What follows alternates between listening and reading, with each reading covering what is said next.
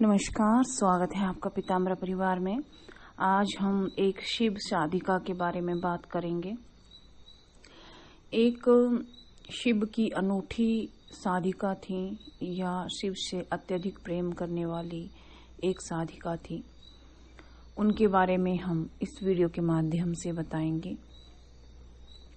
उनकी विशेष बात ये थी कि वो नहीं जानती थी कि शिव के क्या विशेष मंत्र हैं, शिव की साधना आराधना किस प्रकार की जाती है। उसका नाम श्यामा था और वो मध्य प्रदेश से बिलोंग करती थी या मध्य प्रदेश की रहने वाली थी। उसका शिव के प्रति एक अनूठा प्रेम था।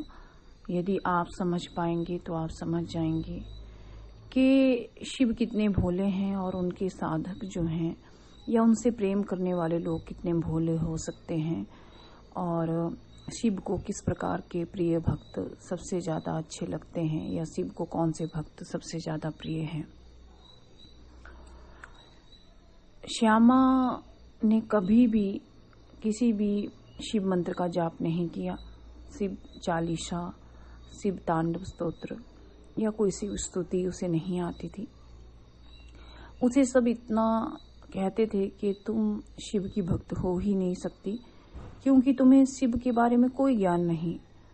कभी तुमने शिव पुराण का पाठ नहीं किया, तुम्हें शिव के मंत्रों का ज्ञान नहीं है, तुम शिव भक्त हो ही नहीं सकती। ऐसे उसके जो गांव के लोग थे कभी कभी उसका अपमान किया करते थे, लेकिन उसे कभी कोई फर्क नहीं पड़ा। वो जानती थी कि भोले बाबा या महादेव और उसका क्या रिश्ता है।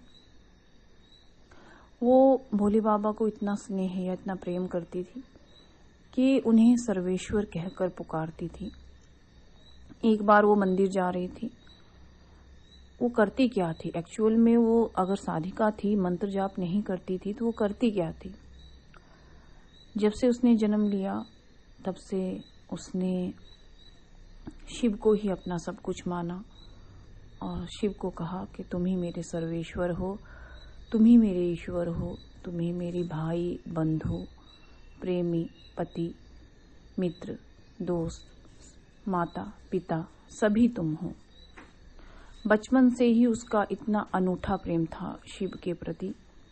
करती क्या थी? मंत्र जाप कोई आता नहीं था, उसे किसी चीज का ज्ञान नहीं था, कोई ज्यादा पढ़ी लिखी नहीं थी, कभी शिव पुराण का पाठ उसने नहीं किया, उसे नहीं पता कि शिव स्तोत्र क्या है, शिव चालीसा क्या है।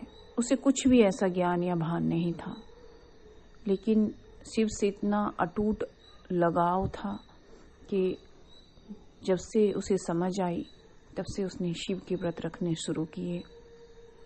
कुछ नहीं, हमेशा व्रत रखती थी। उम्र बढ़ती गई लेकिन उसका प्रेम या स्नेह कभी शिव से कम नहीं हुआ। शिव में इतनी उसकी आस्था थी कि जब भी वो शिव को पुकारती थी शिव चले आते थे और मंदिर जाती, मंदिर जाकर के शिव का अभिषेक करती। जब वो 16-17 साल की हुई तो शिव ने दर्शन देकर कहा कि यदि तुम्हारी कोई इच्छा है या तुम्हें प्रेम करना चाहिए तो भगवती दुर्गा से करो। अभी तुम्हें दुर्गा की शरण में जाना चाहिए। भोली थी, उसे ज्ञान नहीं था कि दुर्गा कौन है, कौन सी देवी है।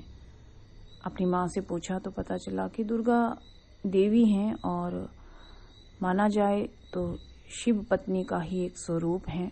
हालांकि शिव पत्नी माता पार्वती हैं या माँ काली को माना गया है, लेकिन वही शिव पत्नी हैं, वही दुर्गा हैं, वही काली हैं, वही सब हैं और वही स्वयं शिव भी हैं। तो उसने माँ दुर्गा का जप करना प्रारंभ कर दिया। माँ दुर्गा के कई बार उसे दर्शन भी हुए, प्रेम भी उसे माँ दुर्गा से हुआ, लेकिन कुछ भी हुआ वापिस वो शिव पर ही लौट आई और उसने कहा कि बाबा मेरा मन नहीं लगता, मेरा मन सिर्फ आप में रमा है, आप मेरे सर्वेश्वर हो, आप मेरे ईश्वर हो, आप ही मेरे सब कुछ हो।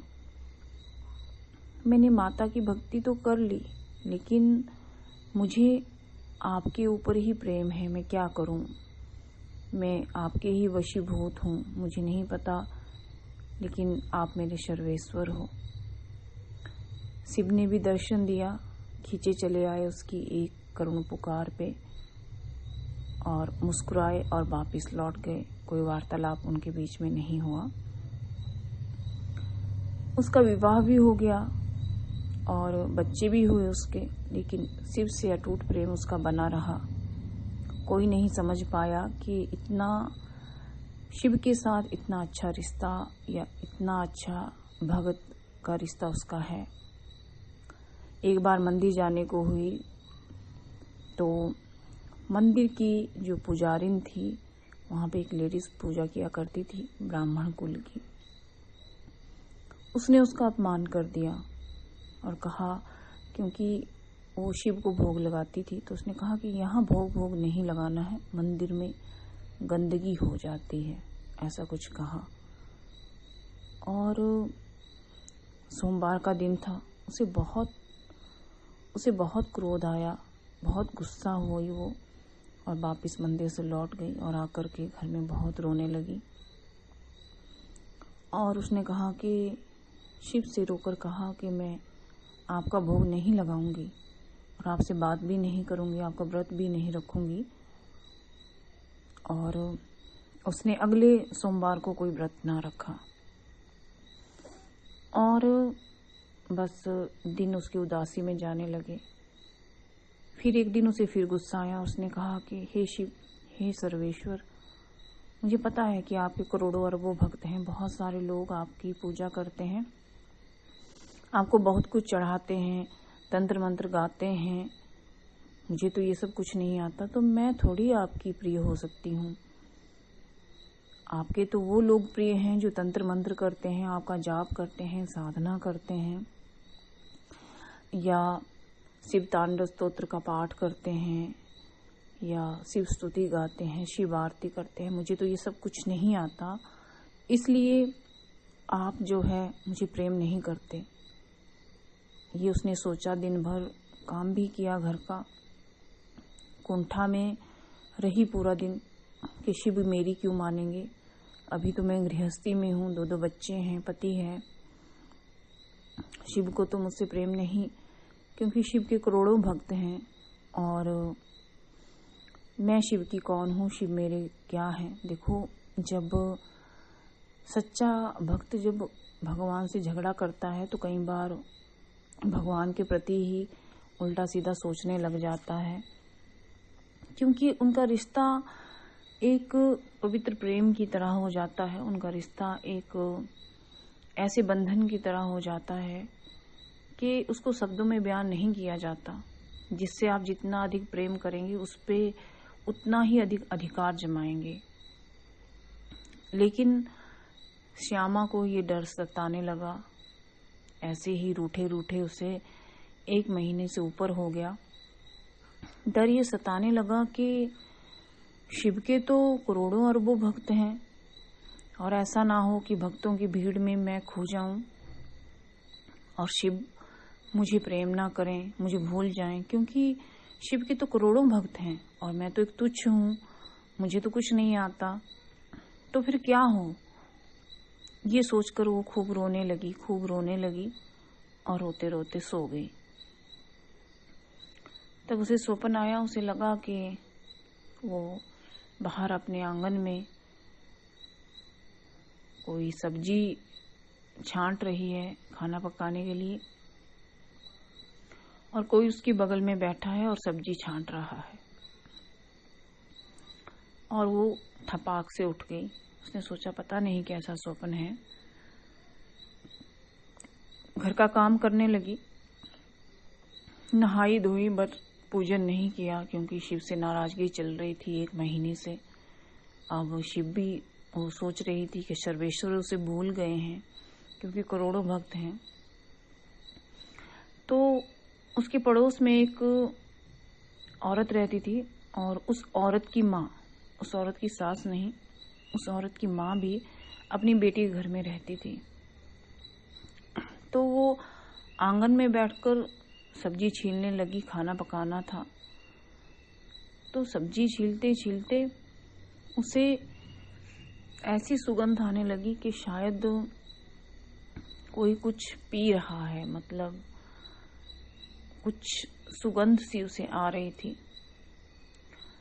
तो उसने सोचा कि शायद सब्जी की होगी, शायद कोई सिगरेट विगरेट पी रहा होगा, शायद कोई हवन कर रहा होगा, क्योंकि उसे समझ ही नहीं आ रहा था कि किस तरह की खुशबू है। तो वो जो बगल की जो औरतें थी, जो औरत थी उसकी माँ थी, वो अपने आंगन से झांक के देख रही हैं और उन्हें कुछ दिखाई दे रहा है कि वो क्या है। वो दौड़ी चली आई तो उसने उनको बैठने के लिए कहा। बोला कि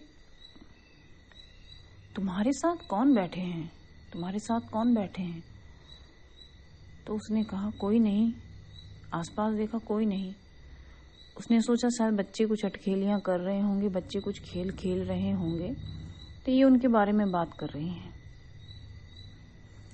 तो उन्होंने कहा कि हमने देखा कि तुम्हारे साथ कोई पुरुष बैठा है और उसकी वेशभूषा कोई बाबा जैसी है और वो तुम्हारी सब्जी छंटाई कर रहा है और कुछ पी भी रहा है, जैसे कुछ भांग जैसा, कुछ सिगार जैसा, कुछ इस तरह से कुछ पी रहा है, लेकिन हम समझ नहीं पाए कि वो क्या है। और वो कुछ शिव जैसा प्रतीत हो रहा था। उसने कहा कि आप सबको ये दिखाई दिया क्या? श्यामा ने पूछा। तो जो वृद्ध औरत थी, जो उस औरत की माँ थी, पड़ोसन जो औरत थी उसकी जो माँ थी, उसने कहा हाँ हमने खुद देखा। क्या शिव तुम्हारे साथ रहते हैं?